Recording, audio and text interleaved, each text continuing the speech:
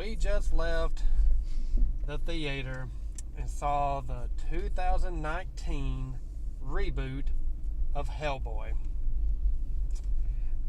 I have seen the Guillermo del Toro movies, saw them both in theaters, never read the comic books.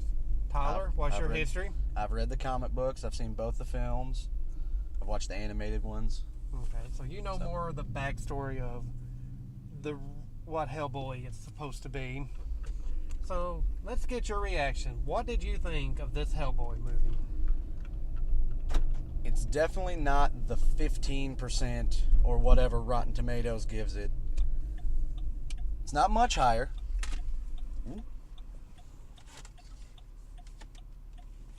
It's not much higher, but Just hold on to it.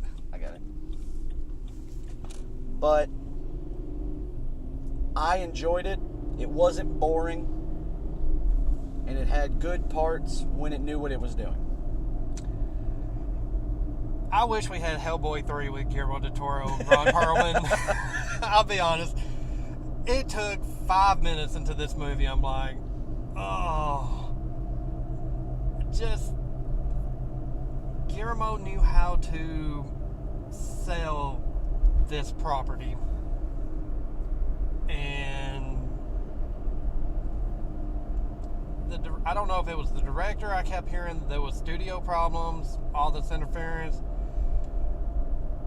But it was just with no background in the comics or everything. And I know some of these new characters were, probably based on the comics. It's definitely a comic book fans movie, more so than it is of the Guillermo movies. Maybe, but it relies on a lot of that knowledge. The best thing I can say, you can never replace Ron Perlman, but David Harbour was amazing. I really liked him. I felt him, his character and everything. The Alice character was okay. A lot of her lines seemed dubbed in, like during an action scene, and even some of Hellboy's, and that was annoying to me. The humor worked part of the time. I think David Harbour's delivery was better than the humor should have been. Does that make sense? Like, the lines really don't work, but his delivery was okay. Mila Jovovich was wasted. She's the villain, and she just, I don't know. Ian McShane was pretty good. I will say that. Ian McShane was good, but one of the problems with this movie was the language, the need to just cuss every 5 seconds. Right, and it's like it's the first minute, like, the first line. Yeah, the first line, big drop of an F-bomb. It's like I don't know how to describe it. It's like one of those, in the year 1600, blah, blah, blah. And then they just drop an F-bomb in there. And then there was no real cussing until Rocksteady just started cussing all the time. Or Bebop, I don't... I guess he was Bebop because it was Bebop the pig and Rocksteady was the rhino. I had to think my TME. Yeah, when Bebop was around, he was just cussing every other word, so I don't know. There was some entertaining moments to it. I would give it a solid C. How about yourself? Strong 5. So we're about middling. Strong 5. Strong, if not a low 6. Strong 5. I give it a C. There was David Harbour. If he was anyone else's Hellboy in this, again, cannot replace Ron Perlman. Sorry, David. You were fine, but if it was anyone else in there in the role, I would say it may not even be that well. And one other thing, there was some bad CGI in this movie. There was some terrible CGI. Oh my gosh, it was so bad. It was horrible green screen. But the giant fight scene. Yes, that was the giant fight scene. Was horrible. But I will give it. I'm gonna go ahead and say it was Neil Marshall pushing for this, the director, pushing for this. There is a lot of really solid practical effects in this film. And then there's a lot of horrible CGI gore, like the blood. Yeah. And it is a gory movie. I mean, there at the end, it's like, When it gets, the further into the movie it goes, the less practical effects you get, the more just sci-fi channel level gook. Yeah. Yeah, but like I say, at the end, there's this gore galore, and it's not realistic, so it's not really like, but you're thinking, this is supposed to be a human being ripped to shreds, and I don't know,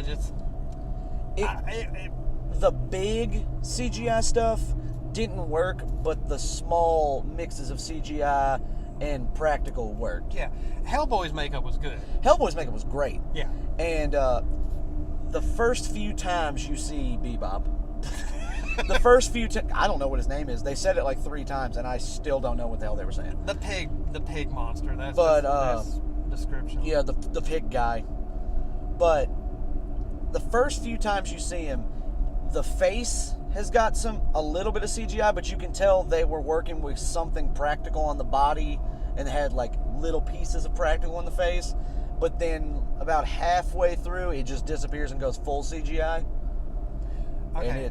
And I'm going to. This may be a spoiler. I don't know. I'm gonna ask because I've not read the comic. Is the Hellboy comic has a lot of King Arthur mythology to it? To be honest, I don't think it does, but that could just be my lack of reading everything.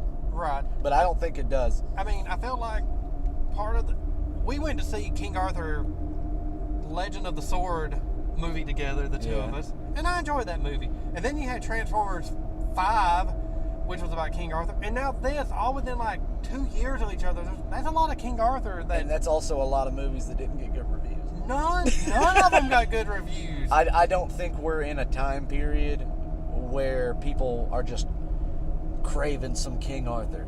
No, and I was just like, okay, I don't remember Guillermo ever having. I need to rewatch the Guillermo movies because it has been a while, I will admit. I saw them both in theaters and I loved them, but